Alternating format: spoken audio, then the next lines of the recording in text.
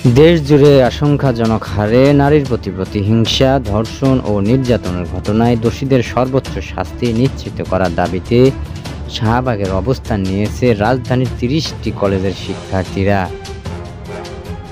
বেলা 11:30টার দিকে ছোট ছোট মিছিল নিয়ে এসে তারা শাহবাগ জাতীয় জাদুঘরের সামনে অবস্থান নেন। শিক্ষার্থীরা বিভিন্ন স্লোগান দিচ্ছেন। এসব স্লোগানের মধ্যে রয়েছে উই ওয়ান্ট জাস্টিস, ধর্ষকদের ফাঁসি চাই, জেগেছে রে জেগেছে, ছাত্র সমাজ জেগেছে, আমার সোনার বাংলায় ধর্ষকের ঠাঁই নাই। উপস্থিত শিক্ষার্থীরা বলেন, নারী নিপীড়নের প্রতিবাদে আমরা শাহবাগ অবরোধের ঘোষণা দিয়েছিলাম, কিন্তু রমজানে জনগণের ভোগান্তির কথা চিন্তা করে এই কর্মসূচি প্রত্যাহার করা হয়েছে। তবে ব্লকেড কর্মসূচি পরিবর্তে শাহবাগ জাতীয় জাদুঘরের সামনের পাশের ফাঁকা রাস্তায় অবস্থান কর্মসূচি সন্ধ্যা পর্যন্ত চলবে।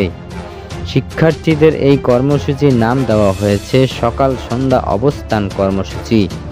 আয়োজকরা বলেছেন, দেশ জুড়ে আশঙ্কাজনক হারে ধর্ষণ বেড়ে যাওয়ার প্রতিবাদে দোষীদের সর্বোচ্চ শাস্তি, মৃত্যুদণ্ড নিশ্চিত করার দাবিতে সকল কলেজের উদ্যোগে এই কর্মসূচি পালন করা হচ্ছে।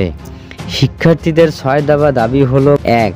ধর্ষকের শাস্তি জনসম্মুখে নিশ্চিত করা। ধর্ষকের শাস্তি প্রকাশ্য নিশ্চিত হলে সমাজের একটি দৃষ্টান্ত স্থাপন করা যাবে। 2. ধর্ষণের বিরুদ্ধে প্রশাসনকে সম্পূর্ণ জিরো টলারেন্স নীতি অনুসরণ করতে হবে। প্রয়োজনে ধর্ষকদের বিচারের জন্য আলাদা ট্রাইব্যুনাল গঠন করা যেতে পারে। দ্রুত বিচার প্রক্রিয়া সম্পূর্ণ করতে হবে। যদি কোথাও ধর্ষণের ঘটনা ঘটে তাহলে 24 ঘন্টার মধ্যে ধর্ষককে গ্রেপ্তার করা, মেডিকেল রিপোর্ট তৈরি করা এবং ভিকটিম ও সাক্ষীর সাক্ষ্য গ্রহণে নিশ্চিত করতে হবে। পরবর্তী 15 দিবসের সময় যথাযথ প্রমাণের ভিত্তিতে ধর্ষকের ফাঁসি নিশ্চিত করতে হবে। এই প্রক্রিয়ার মধ্যে এক অসামঞ্জস্য থাকলে সেটি গ্রহণযোগ্য হবে না। বিচার দ্রুত নিষ্পত্তি করতে পরীক্ষা নিরীক্ষার জন্য ল্যাবরেটরির সংখ্যা বৃদ্ধি করতে হবে। 4. ধর্ষণের ঘটনায় সালিসি বিচার নিষিদ্ধ করতে হবে। বিচার নিশ্চিত করবে শুধুমাত্র রাষ্ট্র। পাশাপাশি অনৈতিক পন্থায় প্রশাসনের কারো সহযোগিতায় যদি ধর্ষণের অভিযোগে গ্রেপ্তার আসামি ছাড় পায় তবে তদন্ত অনুযায়ী তাকে চাকরিচ্যুত করতে হবে।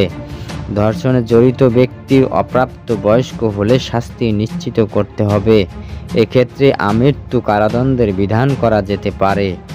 6. চলমান মামলাগুলোর বিচার দ্রুত সম্পূর্ণ করতে হবে। প্রয়োজনে আলাদা ট্রাইব্যুনাল গঠন করে 30 কার্যদিবসের মধ্যে বিচার সম্পূর্ণ করতে হবে। এ বিষয়ে আইন ও স্বরাষ্ট্র মন্ত্রণালয়কে জবাবদিহির আওতায় আনতে হবে।